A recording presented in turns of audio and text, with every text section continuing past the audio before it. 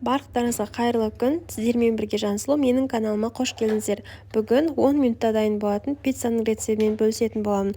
Ол үшін 4 ас қасық қаймақ, 4 ас қасық майонез, 2 жұмыртқа, 9 ас қасық ұн және разрыхлитель қосып, барлығын араластырамыз. Өте жұмсақ қамыр шығады. Осы уақытта пешімізді 200 градусқа қойып, қосып қоямыз. Бұл рецептпен міндетті түрде жасап көріңіздер. Сіздерге ұнайды деген ойдамын. Таңғы асқа немесе жеңіл желпі сорпа жасаған кезде қасына ұсынуға керемет рецепт. Ішіне қосылатын заттар да менің ойымша барлық үйден табылатын заттар. Және де осы видео сіздерге ұнап пайдалы болып жатса, видеоға лайк басып, комментарий қалдырып, каналыма тіркеліп кетуді ұмытпаңыздар.